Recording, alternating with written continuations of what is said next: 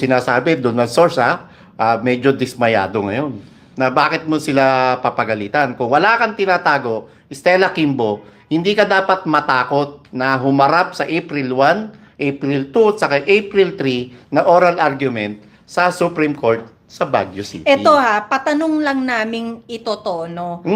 Ang hinihingi, di umano, ng isang Stella Kimbo ay kung papaano pwedeng hindi umattend sa hearing or i-delay ang hearing ng BICAM anomaly hearing sa Supreme Court until the campaign or the election is over. Dahil kasi ang maapektuhan daw ang kanyang kandidatura. Yes. So, guys, this is that is a question actually, Stella Kimbo. Itong question na to, ito direkta naman to.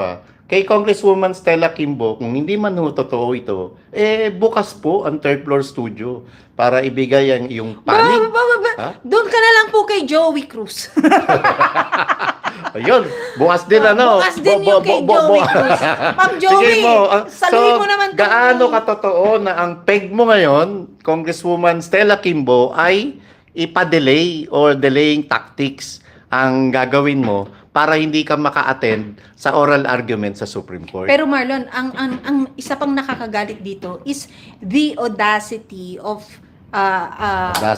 of Stella Kimbo na pagalitan ang Solgen and Solgen's office. Para ipatawag mo, no? At para ipatawag mo at para sabihin na how dare you not oppose Supreme Court's order for my or her presence doon sa hearing Hindi na yan. natin alam ano bang dadaan ba ang budget ng ng Office of the Solicitor General sa APRO? Bakit ganun kakaano, no? Alam mo yung audacity mo, ganun na lang no? Na ano ba Tagalog ng yung apog mo. yung ganun nga katapang yung mo, 'di ba? Yung kapal mo. Yung kapal, yung apog, yung kapal ng apog mo, yung buwisit na walang hiya ka. Nakakainis ka. Ballpen nga kayo. Mikropono. Mikropono ilaala ko And ano nga kaya, no? Ano kaya ang gagawin ng Supreme Court sakaling hindi dumating ang isang Congresswoman Stella Kimbo at etong Office of the Solicitor General ngayon kay magpapile na ibasura yung inihaing petition, naka-scheduled na nga ang oral argument. So, hindi Marlon, ang isa pang argument actually is yung hindi pa dinidinig, meron na kayong meron na kayong pag-i-impose na ito, this lacks merit and process something. Alam mo Pam, kasi kaya ganyan yan. Ibig sabihin, alam nila wala silang panalo. Pag nagpatuloy yung proseso, alam nila wala silang panalo. Kaya una pa lang, gusto na nila wala nang gawing pagdinig patungkol dito sa BICAM anomaly. The Office of the Solicitor General has formally asked the Supreme Court to junk the petition challenging the constitutionality of 2025 General Appropriations Act.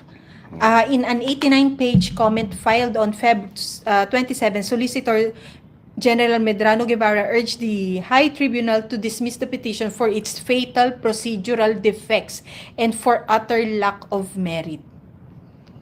Baka pwedeng gamitin din niyang terminology fatal procedural defects and for utter lack of merit sa pagpa-file naman ninyo ng impeachment kay VP Sara. Actually, yun din sasabihin ko, di ba? Diba? Dapat ito ang ninyo. Pag kayo pwede ninyong gamitin, pagka kay VP Sara, hindi nyo, dinidedman ninyo. Pag kayo nakiusap na i-drop yung tungkol dyan sa pagiging unconstitutional ng General Appropriations Act, pwede.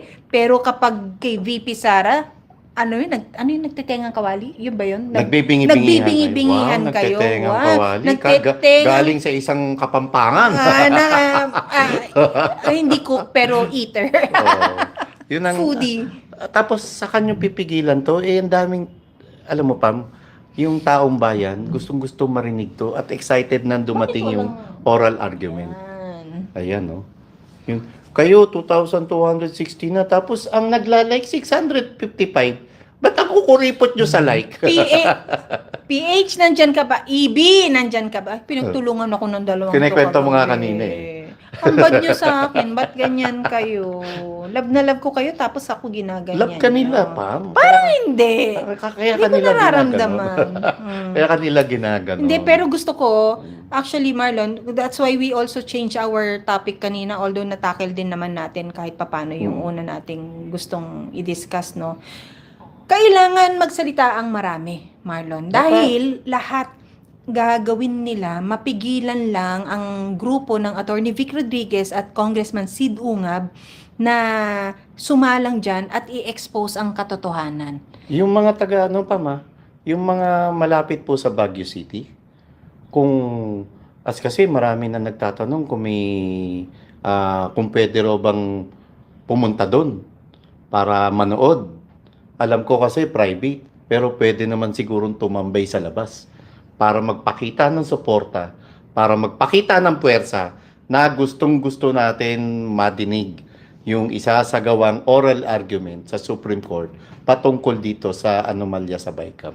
At saka ano naman din... Kung kinakailangan mag-rally yung mga Marlon? malapit doon, di mag-rally kayo. Yung Diba? pakita rin natin yung suporta natin by listening Pakita to the audio cast naman ng Supreme Court sa kanilang YouTube channel. Saka, So, Pam. sabay-sabay tayong maging matalino at ma-inform ng katotohanan Pam, habang dinidinig yan.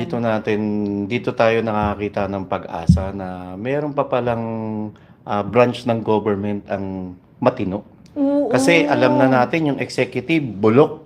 Ang Alam na natin legislative. yung legislative department bulok. Sa 20th Congress pa lang malilinis yan. Malilinis Oh, yan. 'di ba? Kaya Oo. bumoto ng tama.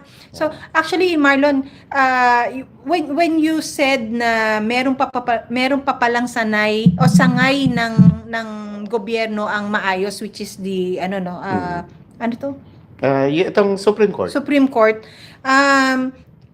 sumikat din dyan at na-appreciate ng marami ang Justice Amy Javier. Mhm. No? So, diyan natin nakakitaan ng pag-asa na meron pa palang mga opisyal na ang pagmamahal ay hindi para sa kanilang mga sariling intensyon, kundi para sa bansa.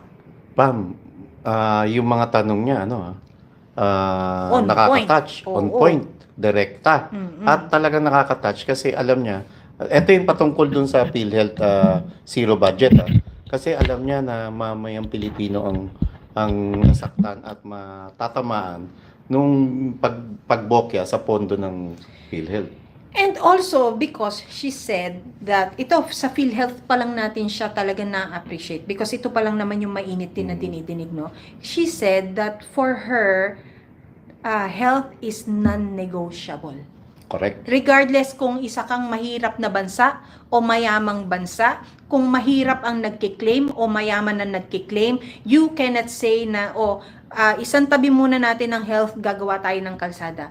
Basta health is non-negotiable. Lahat tayo tinatamaan ng sakit. Mayaman mahirap. Higit lalo Pam, yung mga matatanda na. At karamihan sa mga justices natin, mga nagkakaedad. Siyempre, nagiging conscious na rin sila sa kalusugan nila. And alam nila, nararamdaman nila na sila may kakayahan silang magbayad sa ospital, pero may mga kaibigan, kamag-anak, kakilala at mga kababayan sila na hanggang ngayon uhaw na makakuha sa pamahalaang Marcos ng maayos na serbisyong medikal mula sa gobyerno. Bakit, Diba? alam mo Marlon, ngayon ko lang na-realize, bakit niya nasabing non-negotiable ang health?